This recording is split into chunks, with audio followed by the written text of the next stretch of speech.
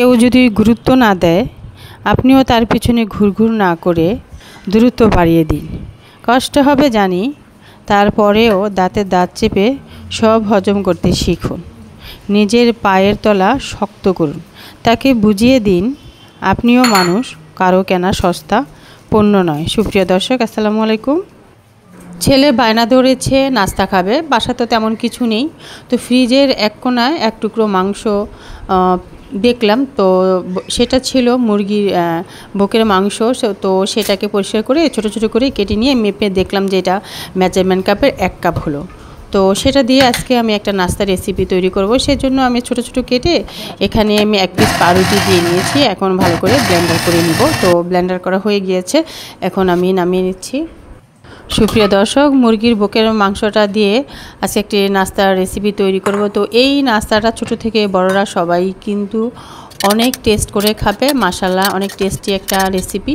তো আশা করছি আজকে আপনাদের এই রেসিপিটা ভালো লাগবে। ভালো লাগলে অবশ্যই লাইক দিয়ে ভিডিওটা দেখে নেবেন। সেই সাথে আপনি আমার চ্যানেলে নতুন হয়ে থাকলে একটি সাবস্ক্রাইব করে আমার চ্যানেলের সাথেই থাকবেন।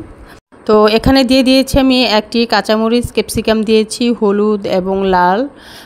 এখানে সামান্য বলতে আমি 1 চা চামচ পরিমাণ দিয়েছি। পেঁয়াজ কুচি দিয়েছি মেজারমেন্ট কাপের 1/2 কাপ, এবং গোলমরিচ দিয়ে দিলাম 1/2 চা চামচ। আদা রসুন পেস্ট আমি দিয়েছি এখানে 1/2 চা চামচের থেকে একটু বেশি। আর এই যে এখানে আমি দিয়ে দিলাম গরম মশলা 1/2 চা চামচ, সামান্য এলাচির গুঁড়া দিয়ে দিলাম, আর দিয়ে দেবো স্বাদমতো লবণ। আপনি চাইলে এখানে কিন্তু কাবাবের মশলা অথবা এখানে ম্যাজিক যে মশলাটা হয় না, সেটা দিয়ে দিতে পারেন, অথবা নুডলসের সাথে যে মশলাটা হয় সেখান থেকে কিন্তু দেওয়া যেতে পারে। আমি কিন্তু সেটাও দিয়ে থাকি।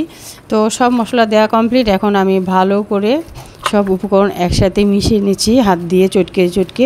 তো এইভাবে মিশিয়ে নিতে হবে। তো সবগুলো মেশানো কমপ্লিট হয়ে গেলে এখন আমি যেটা করব, তো হাতের মধ্যে আমি সামান্য একটু তেল মেখে নিব, ঠিক আছে। তো তেল মেখে নিয়ে এখানে আমি গোল গোল করে একটা শেপ দিয়ে নিব, চিকেন বল টাইপের আর কি। তো চিকেন বল যেরকম শেপ হয় না, তো সেইভাবে কিন্তু আমি একটা শেপ দিয়ে নিব। এই জন্য হাতে যদি আপনি একটু তেল মেখে নেন, তো সেটা করলে যেটা হবে, হাতে লেগে যাবে না, সুন্দর করে কিন্তু হাত থেকে উঠে যাবে। তো আমি কিছু পরিমাণ সয়াবিন তেল দিয়েছি, দিয়ে হাতটাকে ভালো করে মেখে নিয়ে এখন এই যে এরকম গোল গোল করে কিন্তু একটা শেপ দিয়ে নিচ্ছি।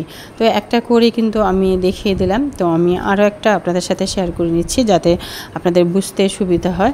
আসলে এই যে চিকেনের বুকের মাংসটা দিয়ে, চিকেন ব্রেস্টের মাংসটা দিয়ে কিন্তু আমরা অনেকভাবে অনেক রেসিপি করে থাকি, আর খেতে কিন্তু মাশাআল্লাহ সুস্বাদু লাগে। তো আজকের এই রেসিপিটাও সম্পূর্ণ একটু ইউনিক টাইপের, আপনারা খেয়াল করলে বুঝতে পারবেন। সচরাচর আমাদের ঘরে কিন্তু কিছু না থাকলেও মুরগির মাংস কিন্তু একটু হলেও থাকে, তো সেটা দিয়ে কিন্তু আমরা ঝটপট চাইলে এইভাবে একটা নাস্তা রেসিপি কিন্তু রেডি করে ফেলতে পারি। তো কথায় কথায় দেখলেন তো সবগুলো কিন্তু আমি বানিয়ে নিলাম, তো হয়ে গেল। আর এদিকে অন্য একটা পাত্রে 1 টেবিল চামচ পরিমাণ কর্নফ্লাওয়ার এবং কিছু পানি দিয়ে ভালো করে আমি মিশিয়ে নিয়েছি। তো মিশিয়ে নিয়ে আমি এখন যেটা করব, ভালো করে কিন্তু মিশাতে হবে এটাকে, একবার কোনো লাম্পস যাতে না থাকে। তো করে নিয়ে এটাকে আমি একপাশেই রাখলাম। আর এই যে এখানে আমি চিজ কেটে নিচ্ছি। তো আমি এই চিজটা ব্যবহার করব। আপনারা চাইলে কিন্তু আপনাদের হাতের কাছে যেই চিজটা থাকে সেই চিজটাই কিন্তু ব্যবহার করতে পারেন। তো যেহেতু এটা একেবারে সমান একটা চিজ, তো এটাকে আমি কেটে কেটে ছোটো করে নিয়েছি যাতে আমার দিতে সুবিধা হয়। তো এখন আমি মেন ইয়াতে চলে আসব। তো একটা করে বল নিব, চিকেন বল হাতে করে নিয়ে আমি হাতে করে নেওয়ার পরে একটু চ্যাপটা করে নিব। চ্যাপটা করে নিয়ে আর এই যে চিজ কেটে নিয়েছি না, সে এখান থেকে আপনি আপনার প্রয়োজন অনুযায়ী বা টেস্ট অনুযায়ী আপনি 2-3টা করেও কিন্তু বা একটা করে কিন্তু ভিতরে দিয়েছে এইভাবে মুড়িয়ে নিয়ে আবার একটু গোল গোল করে হাত দিয়ে শেপ করে নিলেন, তো হয়ে গেল এইভাবে চিকেন বল। তো আমি এইভাবে করে আমি আরও একটা আপনাদের সাথে শেয়ার করে নিব। আর এটা দেখলেন তো কত সুন্দর করে চিকেন বলটা হয়ে গেল। তো আমি আরও একটা এইভাবে করে নিচ্ছি, আপনাদের সাথে শেয়ার করে নিচ্ছি। তো এই যে প্রথমে চিকেন বলটা একটু চ্যাপটা করে নিয়ে এখানে চিজটা দিয়ে দিলেন, ঠিক আছে। তো এখানে ওই যে সাদা চিজটা হয়, আপনি আপনার সুবিধা মতন বা আপনার হাতের কাছে যে চিজটা থাকে সেটাও দিতে পারেন। মোট কথা এখানে চিজ দিলে এই চিকেনের বলটা খেতে মাশাআল্লাহ খুবই সুস্বাদু লাগে, টেস্ট লাগে, বাচ্চারা তো ভীষণ পছন্দ করে। তো হয়ে গেল আমার চিজ দেওয়া কমপ্লিট। এখন যেটা করব, ওই যে কর্নফ্লাওয়ার দিয়ে পানি দিয়ে একটা আমি হ্যাঁ, মিশ্রণ রেডি করেছিলাম না, তো সেটার মধ্যে এই চিকেন বলটাকে একটু চুবিয়ে নেব। চুবিয়ে নিয়ে আমি এখানে ব্রেড কামে কোটিং করে নেব বা গড়িয়ে নেব। তো এখানে আমি এই কমলা কালার এই ব্রেড কামটা নিয়েছি। আপনারা চাইলে সাদাটাও নিতে পারেন, অথবা পাউরুটি দিয়ে আমরা পাউরুটির চারপাশে যে অংশটা বা আমরা ঘরোয়া পদ্ধতিতে বানিয়ে একটা ব্রেড কাম রেডি করি, তো এটাকেও কিন্তু দেওয়া যাবে, সেটাও কিন্তু মাশাআল্লাহ ভীষণ টেস্টি লাগে। তো আমি আরও একটা আপনাদের সাথে শেয়ার করে নিচ্ছি।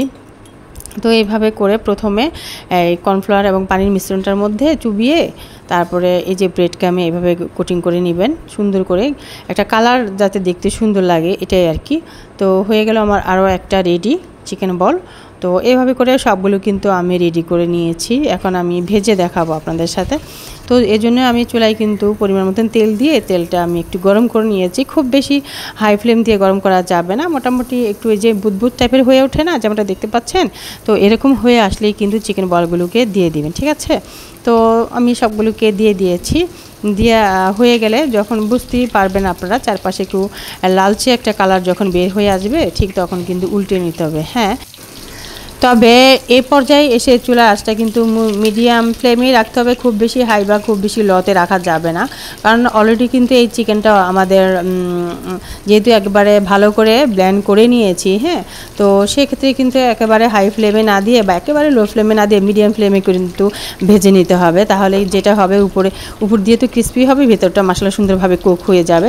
তো এক পাশে এরকম লাল কালার হয়ে ভাজা হয়ে গেলে উল্টে দিতে হবে, অপর পাশে এভাবে করে কিন্তু ভেজে নিতে হবে একটু সময় নিয়ে। তো অলরেডি কিন্তু আমার ভাজা কমপ্লিট, এখন কিন্তু আমি এই চিকেন বলগুলোকে উঠিয়ে নিব। সুপ্রিয় দর্শক, আশা করছি আজকের রেসিপিটা আপনাদের এতটুকু হলেও ভালো লেগেছে। ভালো লাগলে অবশ্যই ভিডিওতে লাইক দিয়ে দেখে নেবেন, আর আমার চ্যানেলের সাথে থাকতে চাইলে সাবস্ক্রাইব করে নিতে হবে, এবং পরবর্তী এরকম নিত্য নতুন রেসিপিগুলো পেতে হলে সাবস্ক্রাইবের পাশে থাকা বেল বাটনটি ক্লিক দিয়ে রাখলে নোটিফিকেশন মানে নতুন নতুন ভিডিওর আপডেটগুলো আপনার কাছে পৌঁছে যাবে। আপনি কিন্তু চাইলেই দেখে নিতে পারবেন। এই যে আমি কিন্তু একটা ভেঙে দেখালাম কি সুন্দর করে চিজটা গলে গেছে ভিতর দিয়ে, ঠিক আছে। তো এরকম করে কিন্তু ভিতর থেকে গলে যাবে, আর মাশাআল্লাহ ভিতরটা সুন্দরভাবে কুক হয়েছে, আর একটা ঘ্রাণ কিন্তু বের হয়ে গেছে। তো আমি অর্ধেকটা খেয়েও নিচ্ছি, অনেক টেস্টি হয়েছে। তো এরকম সস দিয়েও খেতে পারেন, চাইলে কিন্তু আবার সস ছাড়াও খেতে পারেন, মানে দুভাবেই এই চিকেন বলটা খুবই টেস্টি হয় আর কি। তো পরবর্তী রেসিপিতে ইনশাআল্লাহ আপনাদের সাথে কথা হবে। ভালো থাকবেন সবাই, আল্লাহ হাফেজ।